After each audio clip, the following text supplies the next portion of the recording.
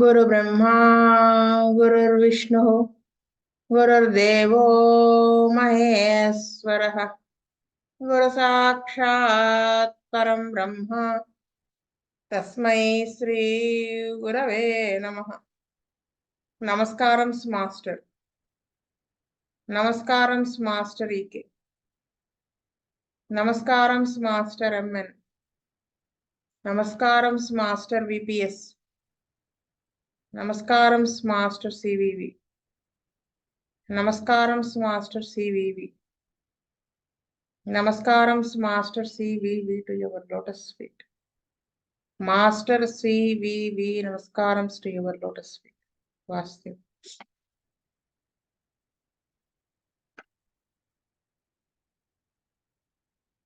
Last class continuation. Aphorism 150. This treats of one of the difficulties we have to contend with. If a patient complains of slightly accessory symptoms which have just appeared, the physician ought not to take this state of things for a perfect malady that seriously demands medicinal aid, etc.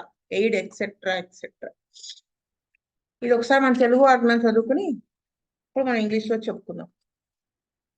సూత్రం 150. రోగి 1-2 చిల్లర బాధలను మాత్రమే కలిగి ఉన్నప్పుడు, అవి అంతకుముందు ఎక్కువ కాలం నుండి బాధించుచున్నవి కానప్పుడు అది ఒక ముదిరిన రోగముగా భావింపరాదు. దానికి హెచ్చుగా వైద్య క్రియ అవసరమనియు భావింపరాదు. ఆహారాదులలో చిన్న మార్పులు చేసి రోగికి విశ్రాంతినిచ్చినచో అవే తగ్గిపోవు. ఇప్పుడు మనం కేషీడ్ మొత్తం రాసుకుంటామండి. రాసుకున్న తర్వాత కొన్ని యాక్సెసరీ సిమ్టమ్స్ ఉంటాయి, 2 రోజుల నుంచో 3 రోజుల నుంచో ఉన్నాయో ఇలా ఉంటాయి. వాటిని మనము అంటే అవి చాలా అవి కూడా మనం కన్సిడర్ చేసేసి, అంటే చిన్న వాటిని ఇప్పుడు ఫర్ ఎగ్జాంపుల్ కాన్స్టిట్యూషన్ డ్రగ్ వేసాక మళ్ళీ వాడు వచ్చి చెప్తాడు, ఏమండి నాకు జలుబుగా ఉందండి, బాగా తలనొప్పిగా ఉందండి, తలంతా దిమ్ముగా ఉంది అంటే మన మన క్యారీబైక్ 30 అలాంటివి వేసేయద్దు. మరీ అవసరమైతే క్యాలిబైక్ 6 NS6X ఇలా మేనేజ్ చేయమని ఆయన ఉద్దేశం. If it is right for you when your patients are under constitutional treatment to prescribe for a cold, but only when it is not an ordinary one. అంటే పేషెంట్స్ కాన్స్టిట్యూషనల్ ట్రీట్మెంట్ లో ఉన్నప్పుడు ఈ జలుబని దగ్గని ఏవో చిన్నవి వాటికి గబక్కన మందు మార్చేయకు. అది ఎప్పుడు మార్చొచ్చు, ఎప్పుడు మార్చొద్దు, మందు వేయొద్దు. ఎప్పుడు వేయచ్చు అంటే అది ఆర్డినరీ కాకుండా, అంటే మరీ ప్రాణం పోతుందేమో ఇంకా మనం మందు వేయాల్సిందే అన్న చోట వేయండి తప్ప ప్రతిదానికి మందులు వేసేయొద్దని చెబుతున్నారు ఆయన. అంటే మరి ఆ మందు పనిచేస్తుంది కదా కాన్స్టిట్యూషన్, అందుకే కదా మనం చెప్తాం 1 ml వేస్తే ఇన్ని రోజులు 1 month దాకా మందు మార్చొద్దని, 10 ml వేస్తే 3 months దాకా, అంటే అట్లీస్ట్ 1 month 30-200 పొటెన్సీస్ లో ఏం వేయొద్దని ఇవన్నీ ఉన్నాయి కదా. 1 ml వేస్తే మినిమం 24 hours 6 కూడా వేయొద్దని, ఆ 6 కూడా అవసరమైతేనే ఆ తర్వాత కంటిన్యూషన్, అంటే 1 ml వేసిన తర్వాత ఇలా చెప్తాం. ఎందుకు అలా? you will have if the cold is likely to cause serious trouble, then you must prescribe for it. Slight indisposition, however, should not receive remedies. అదేమైనా సీరియస్ అయ్యేలా ఉందనుకోండి, ఏదైనా ఏ మ్యాస్టాడిటిసో లేకపోతే ఇంకోటి రాబోతుంది అంటే అప్పుడు మనము ప్రిస్క్రైబ్ చేయాలి. అప్పుడు ప్రిస్క్రైబ్ చేయను అంటానికి లేదు, ప్రాణం ఉండాలి కదా. అందుకని స్లైట్ ఇండిస్పోజిషన్, ఒక 4 రోజులు నిద్ర లేకుండా గడిపాడు, దానివల్ల వాడికి ఏదో వికారంగా ఉంది, తల తిప్పేస్తోంది, ఇవన్నీ చెప్తుంటే మన గబక్కన మందు వేసేయకుండా వాడి నిద్ర పొమ్మని చెప్పడము, ఇలా మనం గైడ్ చేయాలని చెబుతున్నారు ఆయన. అలాంటి వాడికి వెయ్యొద్దు. అయినా సరే వాడికి ఉందనుకోండి, నిద్ర పోయినా గాని వాడికొస్తుంది. KP6X అలా వేస్తాం. అయినా ఉంటే అప్పుడు కాక్యులస్ ఇండికస్ 6. అలా మీరు ఇది మినిమమ్ మెడికేషన్ అంటే అవసరమైనప్పుడు వెయ్యాలి. అనవసరమైన చోట వేయకుండా ఉండడం అనేది ఇది అలవాటు చేసుకుంటే తక్కువ మెడికేషన్‌తోనే చాలా ఎక్కడో కేసులుంటాయి కొన్ని ట్యూబర్క్యులర్ మయాజమ్ ఉన్న కేసెస్‌లో ఎలాగూ తప్పదు. మెడిసిన్ తక్కువ పడుతుంది. ఇవి మెడిసిన్ తక్కువ పడాలి అంటే మనకు ఆగ్నం చాలా గ్రిప్‌లో ఉండాలి. అది. You will have patients that will come to you at every change of the wind, at every attack of snuffles the baby has, at every little headache or every little pain. If you then proceed to change your remedy or prescribe for each one of these little spells of indisposition, you will, in the course of a little while, have such a state of disorder in the individual that you will wonder what is the matter with this patient. పేషెంట్‌లు మొదట్లో ఏమవుతుంది, కొంతమందుంటారు. వాడికి కొంచెం తేడా వస్తే వచ్చేస్తారు. పిల్లవాడికి కొంచెం తేడాగా ఉంటే వచ్చేస్తారు. కొంచెం తలనొప్పి అంటే వచ్చేస్తారు. కొంచెం వేలు నొప్పి అంటే వచ్చేస్తారు. మామూలుగా అయితే మనం ఏం చేస్తామండి, విపరీతంగా హోంవర్క్ చేయడం వల్ల చెయ్యి నొప్పొచ్చిందనుకోండి, ఒకరోజు రెస్ట్ ఇస్తారు. కానీ పేషెంట్ మన దగ్గర కొంతమంది వాడుతున్న వాళ్ళు వచ్చేస్తారు. టకామని వచ్చేసి, "ఏవండీ ఇలా ఉంది." పేషెంట్ చిన్నవాడు కాబట్టి చెప్పకపోయినా ఎస్పెషల్‌గా ఇప్పుడు నేను చూస్తున్నాను చంటి పిల్లలు 1 ఇయర్ లోపు వాడు ఎలా చెప్తారంటే సింప్టమ్స్, "మేడం పొద్దున ఒక తుమ్ము తుమ్మాడు. మళ్ళీ 4 అవర్స్‌కి ఒక తుమ్ము తుమ్మాడు. ఈసారి 2 అవర్స్‌కే తుమ్మాడండి. మందు కావాలని" వస్తారు. అలాంటి వాటికి అనవసరంగా మెడికేషన్‌ని వాడొద్దు. నేను ఒక్కోసారి ఏం చెప్తానంటే ప్లాస్బో ఇచ్చేసి, ఇది పెట్టి ఆవిరి పట్టండి వాడికని చెప్తాను. పసుపేసి ఆవిరి పట్టండి. తగ్గిపోయిందని చెప్తారు. ఈ మందేసి ఇచ్చాం కదా! ప్లాస్బో. అలా అది ఆయన చెప్తున్నారు. ఎందుకు పొద్దునే ఒక పేషెంట్ నిన్న గాక మొన్న ఓపీఎం 200 వేసాను. చిన్న బాబు ట్విన్స్‌లో ఒక ట్విన్ బ్రదర్. ట్విన్ బేబీ అన్నమాట. వాడికి ఓపీఎం వేసాను. సింప్టమ్స్ అన్నీ కాన్స్టిట్యూషనల్‌గానే వేసాను. వాడికి ఎంత వయసు 14 మంత్స్. వేస్తే అంటే వాడు పిలిచినా ఉలిక్కి పడుతున్నాడని. బేసిక్‌గా వాడు భయస్తుడు. ఇంకిలా కొన్ని చెప్పారు కాన్‌స్టిపేషన్ అని. పొద్దున్నే ఫోను చేశారు 8:30కి. ఓపీఎం అంటే కొంచెం స్లోగా పనిచేస్తుంది గదా! అంటే దాని డ్రగ్ అఫెక్షన్ కాన్స్టిట్యూషన్‌గా. అప్పుడు ఏడుస్తున్నాడు. ఒకటే ఏడుపండి. మోషన్ ఉండలు ఉండలుగా అయింది. మొన్నయింది. నిన్న అవ్వలేదు. ఇవాళ విపరీతంగా ఏడుస్తున్నాడు. ఏం చేయాలి? నేను రిజర్వ్ గూడా చెప్పలేదండి. పేరిన నెయ్యి గోరువెచ్చటి నీళ్ళల్లో కలిపి తాగిచ్చండన్నాను. ఒక చిన్న గ్లాస్. మళ్ళీ ఒక అరగంట తర్వాత వాళ్ళే ఫోను చేశారు. మోషన్ అయిందని ఏడుపు ఆపేసాడు. ఇలాగా, ఇలాగా మనం చెయ్యాలి తప్ప, మనకి ఇచ్చింగ్ ఉండకూడదు. మందులేసేయాలనే దురద. వీడెక్కడ మన నుంచి ఎళ్ళిపోతాడేమో అనే భయం ఉండకూడదు. మనం కరెక్ట్ వేలో ట్రీట్మెంట్ ఇవ్వాలి. బుజ్జిగారైతే అంతే. చెప్పాను గదా! ఒకసారి ఒకతను మొత్తం ఒక డ్రగ్ చదువుకొని సల్ఫర్ ఏదో సంథింగ్ డ్రగ్ చదువుకొని సింప్టమ్స్ అన్నీ పొద్దున్నుంచి కీ పాయింట్స్ అన్ని బట్టి బుజ్జిగారి లోపలికి ఇప్పుడు నేను చూడు బుజ్జిగారితో మందేయించుకుంటాను శ్రీదేవి. పొటెన్సీ ఏసేస్తారు హై పవర్ అని చెప్పి అన్నాడు. వెళ్ళి ఆ సింప్టమ్స్ అన్నీ చెప్తే బుజ్జిగారు అంతా విని KM6X ఒక డోస్ వేసుకో అని చెప్పారు. అబ్బా! అనవసరంగా చదివాను పొద్దున్నుంచి టైం అంతా వేస్ట్. ఈతో మందేయించుకోలేకపోయాను. అంటే అనవసరంగా మందు వెయ్యరు బుజ్జిగారు. అవసరానికి అసలు వేయకుండా అసలు ఆగరు. అది రావాలి. హోమియోపతి డాక్టర్‌కి రావాల్సింది ముందది. అది. ఇక్కడ అదనమాట. అది మనం అలా ప్రతిదానికి ఇచ్చేస్తున్నాం అనుకోండి మందు. ఏమవుతుంది కొన్నాళ్ళకి అసలు ఆ పేషెంట్‌కి సంబంధించి మనకేం అర్థం కాదు. అసలు డిజార్డర్ ఏంటనేది. You had better give her no medicine at all. And if she is wise and strong, can feel confidence, you can say to her that she doesn't need medicine for this attack, but occasionally give her a dose of constitutional medicine when these little attacks are not on. చూసారు ఎంత బాగా. ఇలాంటి కండిషన్స్‌లో మనం medicine ఇవ్వకుండా ఉండటం safe. ఒకవేళ ఆ వచ్చిన పేషెంట్ తెలివిగలది, అర్థం చేసుకోగలదు, మన మీద నమ్మకం ఉన్నది అనిపిస్తే, అమ్మా ఇప్పుడు నీకు మందు అవసరం లేదు. ఆల్రెడీ అది పనిచేస్తుంది అని చెప్పొచ్చు. కొంతమంది పేషెంట్‌లు చూడండి, నేను రాసిన తర్వాత సింప్టమ్స్ మందు రాసేస్తాం గదా! రాసాక మళ్ళీ చెప్తారు. ఇది మర్చిపోయానండి. పనిచేస్తుంది. దానికి కూడా అరటి దానికి ఇచ్చారా, దీనికి ఇచ్చారా అని అడుగుతారు. ఇచ్చారండి. అన్నిటికి కలిపే ఇచ్చానండి అని చెప్తాను. లేదా కొంతమందికి ఇది పనిచేస్తుందండి అని. మళ్ళీ ఒక పేషెంట్ వచ్చి ఫోన్ చేశారనమాట. తనేదో సమ్ గ్యాస్ట్రిక్ అల్సర్‌కి వాడుతున్నారు. మోకాలు నొప్పిగా ఉందండి ఇవాళ మెట్లు ఎక్కువ సార్లు ఎక్కి దిగాను. ఏం చేయమంటారు? రిజర్వ్ వేసుకోండి అన్నారు. ఎందుకంటే ఎంపీ66 ఇచ్చాను. తీసుకోమంటే నేనప్పుడు మోకాళ్ళ నొప్పి అనేది నేను కేస్ షీట్ చెప్పినప్పుడు లేదు కదా! ఇది పనిచేస్తుందా? చేస్తుందండి అని. ఎందుకంటే అతనికి నా నమ్మకం ఉంది కాబట్టి చెప్పాం అలాగా.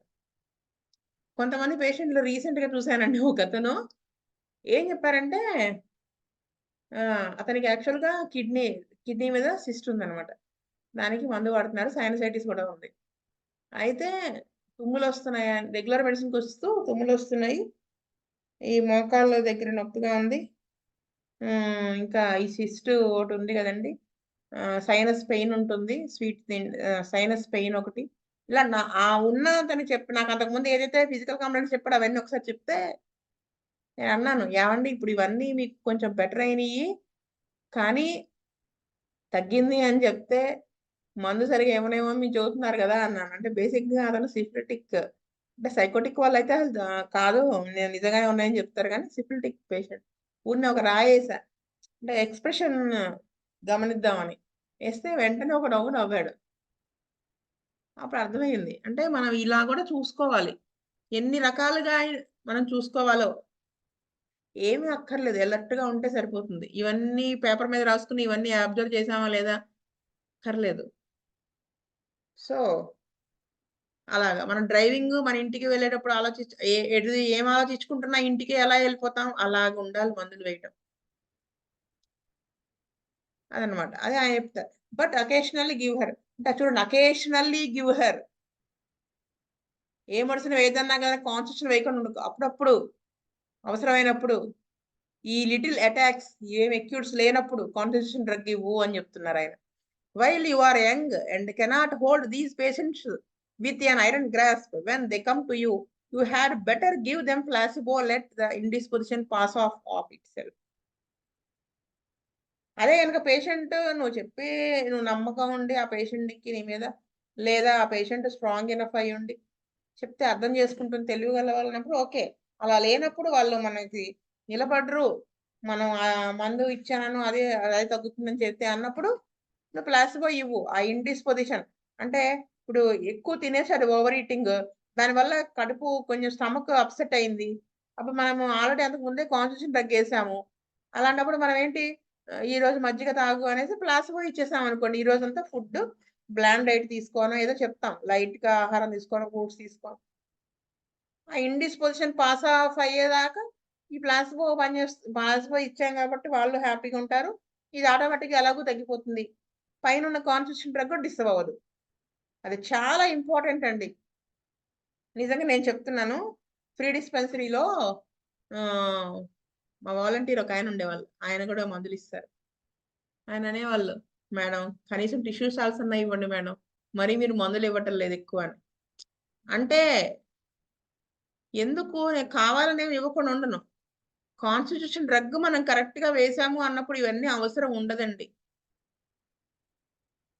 అంటే 6 ఇవ్వచ్చు అనుమానం లేదులే. అంటే అవి కూడా తక్కువే పడతాయి. మదర్ టించర్ 6 మేనేజ్ అయిపోతుంది 3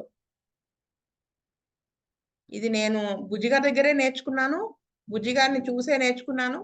అది నేను ఫాలో అవుతూ అన్నీ అట్లా అంటే ఆ రిజల్ట్ నేను ఎంజాయ్ చేస్తున్నాను. నెక్స్ట్ వచ్చేసి while you ah! Watch it. However and it may at the close develop some constitutional manifestations and throw light upon the patient that you have been treating. Observe చేస్తూ ఉండాలి. ఆ కాన్స్టిట్యూషనల్‌గా మనం ఇచ్చిన మందులు ఇచ్చినప్పుడు ఏమేమి డెవలప్ అవుతున్నాయి, ఏమేమి తగ్గుతున్నాయి, ఏంటి ఇవన్నీ. On the other hand it is an easy matter to prescribe for severe acute diseases they are decisive. They strongly manifest new symptoms. They are sharp cut in their expressions. The symptoms are prominent and you will not be confused as you will be in the slight indisposition. వెయ్యొద్దన్నాం గదా! అని జెప్పేసి వాడు చావు బతుకుల మధ్య నుంచి కలరా లాంటివి వచ్చేసి ఉన్నా వేయకుండా ఉండడం చేయకూడదు. మనకి ఎలా తెలుస్తుందండి? అంటే వాడి ఎక్స్‌ప్రెషన్స్, వాడు చెప్పే సింప్టమ్స్ అవన్నీ గూడా మనకి ఇండికేట్ చేస్తాయి. అది సీరియస్ ప్రాబ్లమా? మనం మందు వేయాలా? వేయకుండానే తగ్గిపోతుందా అనేది. The slight indispositions are nondescript. అది. అంటే స్లైట్ ఇండిస్పోజిషన్ తక్కువ, అంటే మందు వేయకుండానే ప్లాసిబోతోనే తగ్గిపోయేటువంటివి ఎలా ఉంటాయి? ఆ సింప్టమ్స్ అంటే క్లూ ఇస్తున్నారిక్కడ. నాన్ డిస్క్రిప్ట్. ఏదో ఉన్నట్టుగా ఉంటాయి. ఏ మందు పెద్దగా ఇండికేట్ అవ్వదు. అదే నీకు ఎక్యూట్ వస్తే చూడండి. స్ట్రాంగ్ ఎక్యూట్ వచ్చిందనుకోండి, ఎంత బాగా ఇండికేట్ అవుతుందండి. టకామని ఈజీగా వేసేసేయొచ్చు మందు. అంటే అంత స్ట్రాంగ్‌గా మేనిఫెస్ట్ అవుతాయి సింప్టమ్స్ అన్నీ. In vain you seek to find that which characterizes them, and hence it is doubtful about any remedy that is administered being of any value. You seek to find that which అప్పుడు ఈ అక్యూట్స్‌లో గనక మనము మందు వేసేటప్పుడు ఏ symptom characterise చేస్తుంది? ఏది దేనికి మనం వాల్యూ ఇవ్వాలి? It is doubtful about any remedy that is administered being any value. ఇదిలా మనం చూసుకోవాల్సొస్తది.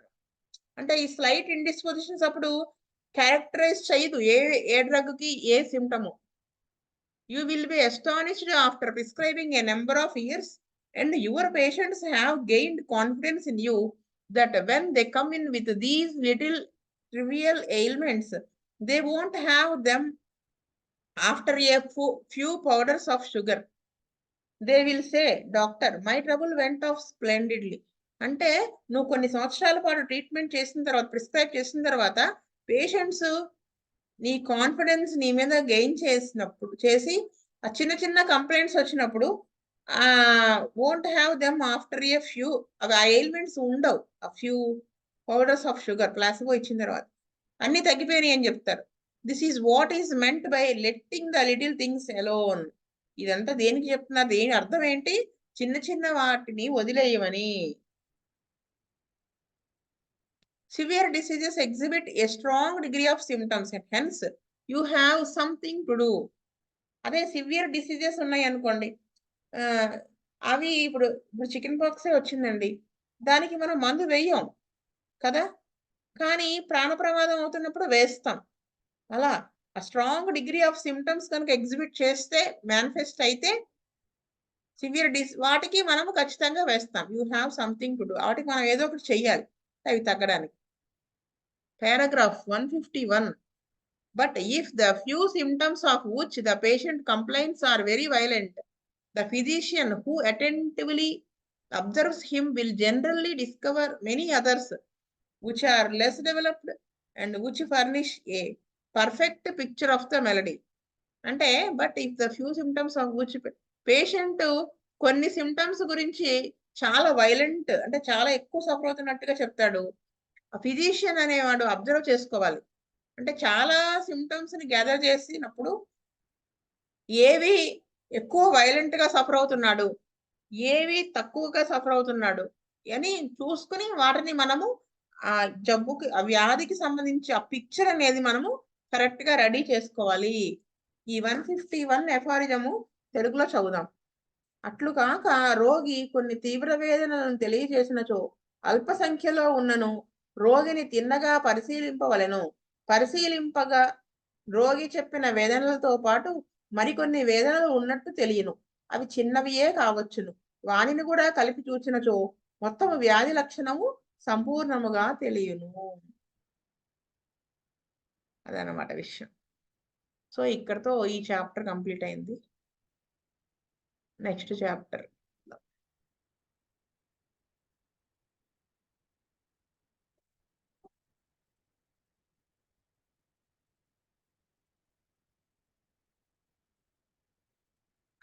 Next chapter most important chapter. The value of symptoms. అంటే ఏ సింప్టమ్స్‌కి ఎంత వాల్యూ ఉంటుంది ఏమిటి అనేదను. Nature of the symptoms. Symptoms nature ఎలా ఉంటుంది దాన్ని బట్టి, నేచర్ ఆఫ్ ద సింప్టమ్స్‌ని బట్టి డివైడ్ చేశారు. General symptoms, common symptoms, particular symptoms. జనరల్స్‌లో physical generals, mental generals. Common symptoms, particular symptoms. Grades ఉన్నాయి దీంట్లో. జనరల్ సింప్టమ్స్‌లో ఫస్ట్, సెకండ్, థర్డ్ గ్రేడ్, కామన్‌లో అంతే, పర్టిక్యులర్‌లో అంతే. ఇది దాని వివరం చెప్తారు. మరి చాలా బావుంటుంది. చాలా ఇంపార్టెంట్ చాప్టర్ ఇది. ఈ వాల్యూ ఆఫ్ ద సిమ్టమ్స్ అనేది చాలా ఇంపార్టెంట్ చాప్టర్. ప్రాక్టికల్‌గా మనకి చాలా important. Aphorism 153 is the one that teaches more particularly how the process of individualization or discrimination shall be carried out. It treats of characteristics, it treats of grades. ఆయన ఏం చెప్తున్నారు? ఈ 153 అఫారిజం అనేది ఏం చెప్తుంది మనకి అంటే ఏ విధంగా మనము ఇండివిడ్యువలైజేషన్ చేసుకోవాలి, ఏ విధముగా డిస్క్రిమినేషన్, ఒకదానికి ఇంకొక దాని నుంచి డిస్క్రిమినేషన్ భేదం అనేది మనం ఎలా తెలుసుకోవాలి అనే దాని గురించి ట్రీట్ చేస్తుంది. అంటే క్యారెక్టరిస్టిక్ సిమ్టమ్స్ ని ఎలా మనం పట్టుకోవాలి, అంటే ఎలా మనం సెలెక్ట్ చేసుకోవాలి, వాటిలో గ్రేడ్స్ ఎలాగ మనం అనేది ఆయన చెప్తుంది అనమాట. ఇక్కడ 153 ఎఫారిజం అనేది మనం తెలుగులో చదువుదాం. ఇట్లు ఔషధముల పట్టికకును రోగి అందలి వేదనలకును సరిపోల్చి చూచు సందర్భము ఎక్కువ ప్రత్యేకత కలవి, ఎక్కువ విలక్షణత్వము కలవి, అరుదైన లక్షణములు కలవి అగు వేదనలకు ప్రాధాన్యమియ్యవలెనని మరిచిపోరాదు. పోలికలు ప్రత్యేక వేదనలలో సిద్ధించును, కానీ సర్వసామాన్యమైన వేదనలలో సిద్ధించుట స్పష్టమైన పోలిక అనిపించుకొనదు. ఆకలి లేకుండా తలనొప్పి, నీరసము, ప్రశాంతము కాని నిద్ర, అసౌకర్యము మున్నగు వేదనలు సర్వసామాన్యములు, అస్పష్టములు, వానిని గూర్చి ఎక్కువ పట్టించుకొనరాదు. అట్టివి ప్రత్యేక లక్షణములు లేని విధమున అందరు రోగులలోనూ కనిపించును, అన్ని మందుల పట్టికల్లోనూ కనిపించును. వివరణము: తలనొప్పికి మందు కావాలని అడిగినప్పుడు హోమియోపతి విధానము సాధ్యము కాదు. కారణమేమనగా రోగి తలనొప్పికి సామ్యము ఔషధ పట్టికలోని తలనొప్పి అను లక్షణము కాదు. కొన్ని వేల రోగులకు తలనొప్పి ఉండును, కొన్ని వేల మందులు తలనొప్పిని పుట్టించును. అందు ఏ ఒక్కని తలనొప్పికిని ఏ ఒక్క మందుకును సామ్యము కుదుర్చుటకు ఆధారము లేదు. ఇట్లు కాక ఎడమ కణత ఎందు తలనొప్పి అని తెలిసినచో ఒక ప్రత్యేకత తెలియను, దానితో వికారము కూడా ఉన్నట్లు తెలిసినచో మరికొంత ప్రత్యేకింపబడును. ఆ తలనొప్పి ఉదయం ప్రారంభమై మధ్యాహ్నం వరకు పెరుగునని తెలిసినచో మరికొంత ప్రత్యేకింపబడును. ఇన్ని ప్రత్యేకతలతో కూడిన తలనొప్పి ఔషధ పట్టికలో ఒకే ఔషధములకు ఉండును, అది నేట్రమూర్. ఆ రోగికి నేట్రమూర్ వాడుట వలన తగ్గునని ప్రత్యేకించి తెలియను. ఈ విధముగా వేదనలను గమనించుటలో ప్రాముఖ్యము తలనొప్పి మున్నగు వానికి చూపక మిగిలిన ప్రత్యేకతలకు చూపవలెను. The homeopathic physician may think he has this case written out very well, but he doesn't know whether he has or not until he has mastered the idea of this paragraph. అంటే homeopathy doctor అనుకోవచ్చు, నేను case చాలా బాగా రాశాను, మొత్తం బయటికి రాబట్టాను. కానీ అది ఎప్పుడు మనకి తెలుస్తుందండి? ఈ పారాగ్రాఫ్, ఈ సూత్రం మనలోకి బాగా వంట పట్టించుకున్నప్పుడే, దాంట్లో మాస్టరీ చేసిన తర్వాతనే మనకి అప్పటిదాకా ఈ కరెక్ట్‌గా సింప్టమ్స్ రాసామా లేదా అనేది మనకు ఐడియా ఉండదని చెప్తున్నారు. He may have page after page of symptoms and not know what the remedy is. And if he takes the record to a master, the master will say, "You have no case." అంటే పేజీలు రాసేసామనుకోండి దాంట్లో, కానీ మందు not know what the remedy is. ఆ మందు ఏమిటి అనేది మనకి తెలియకపోవచ్చు, ఏం వేయాలనేది. తీసుకెళ్ళి మన మాస్టర్ దగ్గరికి వెళ్తే ఏమవుతుంది? నువ్వు అసలు ఏముంది ఈ కేసులో, ఏమి నువ్వు రాయలేదు అంటాడు. ఏంటంటే నేను 10 పేజీలు రాశాను కదా అంటే, దాంట్లో మనకి కావాల్సిన, అంటే ఏదైతే క్యారెక్టరిస్టిక్ అనుకుంటున్నామో ఇంపార్టెంట్ డ్రగ్ సెలక్షన్ కి అది లేదు, అవి లేవు. Why I have plenty of symptoms అతను అడుగుతున్నారు. నేను చాలా సిమ్టమ్స్ రాశాను కదా ఆయన చెప్తున్నారు master. But you have no case, you have left your case out, you have left the image of the sickness out, because you have failed to get anything that characterizes it. You have plenty of symptoms but have not anything characteristic. You have not taken your case properly. నువ్వు రాయొచ్చు symptoms అని gather చేసావు, కానీ అసలు వ్యాధి disease యొక్క picture అనేది నువ్వు వదిలేసావు. ఎందుకంటే నువ్వు ఏది క్యారెక్టరిస్టిక్ సిమ్టమ్స్ అనేది నువ్వు అర్థం చేసుకోలేకపోయావు, కాబట్టి నువ్వు తీసుకోలేకపోయావు. నువ్వు చాలా సిమ్టమ్సే రాసావు, కానీ వాటిల్లో ఏది కూడా క్యారెక్టరిస్టిక్ కాదు. You have not taken your case properly. నువ్వు సరిగ్గా కేసు తీసుకోలేకపోయావు అని చెప్తారు. అంటే మనకి ఒక్కొక్కసారండి ఒక చిన్న మాట వల్ల చిత్రంగా మారిపోతుంది కేసు. చిన్న మాట వల్ల. ఈ మధ్యనే ఒకతను సాఫ్ట్ ప్యాలెట్ మీద ఒక అల్సర్ లాగా వచ్చిందని చెప్పి వచ్చారు. సరే కేస్ షీట్ అంతా రాస్తూ ఉంటే అప్పుడు వివరంలోకి వెళ్తే ఏమైంది, 10 years క్రితం పెరాలసిస్ వచ్చిందని చెప్పారు. బ్రెయిన్లో ఏదో చిన్న క్లాట్ ఉందని పెరాలసిస్ వచ్చింది. దాంట్లోంచి అలోపతి వాడటం వల్ల 6 monthsలో నేను రికవర్ అయిపోయాను. 10 years క్రితం జరిగింది ఇది. సరే దానికి ముందు ఇంకేమన్నా వచ్చినాయి అంటే డెంగ్యూ ఫీవర్ వచ్చిందని చెప్పాడు. మరి అప్పుడు ఏంటి ప్లేట్లెట్స్ ఎక్కిచ్చారా అంటే ఎక్కిచ్చారు. సరే సిమ్టమ్స్ అన్ని మిగతావన్నీ రాసుకుంటూ వెళ్ళాంలే. వెళ్ళినప్పుడు సరే డెంగ్యూ ఫీవర్ వచ్చిందంటే డెంగ్యూ ఫీవర్ వచ్చాక ఎన్నాళ్ళకి వచ్చింది ఇది అని అడిగాను. ఏది పెరాలసిస్. డెంగ్యూ ఫీవర్ వచ్చిన 3 రోజున నాకు పెరాలసిస్ వచ్చిందండి. అప్పటిదాకా నేను బాగానే ఉన్నాను. ఆ ప్లేట్లెట్స్ ఎక్కిస్తూ ఉన్నప్పుడు నాకు అవి రియాక్షన్ వచ్చి ఇలా వచ్చింది. అవి రియాక్షన్ రావటం ఉండదు కదా. ఎందుకు నీకు పెరాలసిస్ ఇప్పుడు డెంగ్యూ ఫీవర్ వచ్చినప్పుడు నువ్వు ఎక్కడున్నావు అంటే ఐసీయూలో ఉన్నావు. స్వతహాగా అతను భయస్తుడు. ఎక్కడున్నావు అంటే ఐసీయూలో ఉన్నావు. మరి దానివల్ల అయితే రాదు. ఏమన్నా జరిగిందా, ఎందుకు వచ్చింది ఆ డెంగ్యూ ఫీవర్ వచ్చినప్పుడు అంటే అప్పుడు అన్నాడు 6 years క్రితం తనకి డెంగ్యూ ఫీవర్ రావడానికి 6 years క్రితం వాళ్ళ ఫ్రెండ్ డెంగ్యూ ఫీవర్తో చచ్చిపోయాడు.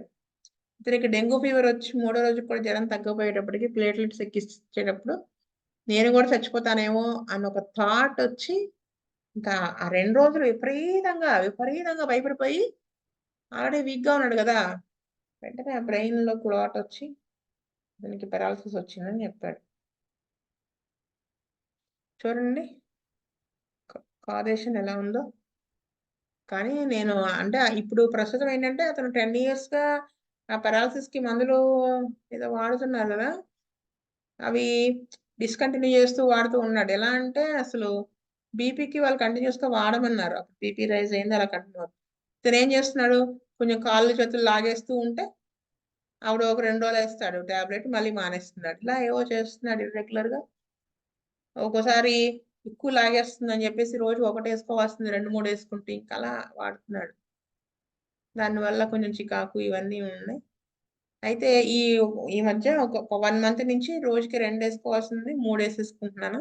మళ్ళీ ఎక్కువ లాగేస్తున్నాయి కాళ్ళు, మళ్ళీ బ్రెయిన్లో క్లాట్ అయిపోతుందేమో అని అంటే నేను కేకలేసాను అలా అంత దిడ్డంగా వాడకూడదు అని. ఫస్ట్ నాకు డౌట్ వచ్చింది ఏంటంటే ఈ ఓవర్ డ్రగ్గింగ్ మెడిసిన్ వల్లనే ఆ సాఫ్ట్ ప్యాలెట్ మీద అల్సర్ వచ్చిందా అని ఒక డౌట్, సైడ్ ఎఫెక్ట్ కింద. అందుకని నాకు సోమకాయ ఇచ్చాను. కానీ నెక్స్ట్ మనం ఇందాక చెప్పాను కదా కాజేషన్, అది బేస్ చేసుకుని అయితే మందు వేయాలి. ప్రస్తుతం అయితే అది వేయలేదు. అంటే ఇలా ఉంటుందండి మనకి. ఏది క్యారెక్టరైజ్ చేస్తుంది అనేది మనం చూసుకోవాల్సి వస్తుంది. చిత్రంగా మారిపోతుంది. అదనమాట విషయం. నెక్స్ట్ క్లాస్లో కంటిన్యూ చేస్తాను. స్వస్తి ప్రజాభ్య పరిపాలయంతాం న్యాయేన మార్గేణ మహిమహీస గోబ్రాహ్మణేభ్యः సోమస్తు నిత్యం. లోకా సమస్తా సుఖినో భవంతు. లోకా సమస్తా సుఖినో భవంతు. లోకా సమస్తా సుఖినో భవంతు. ఓం శాంతి శాంతి శాంతి. వాసుదేవ వాసుదేవ వాసుదేవ. మనకి ఆ కేస్ టేకింగ్ అనేది రావాలి. 100% రావాలి.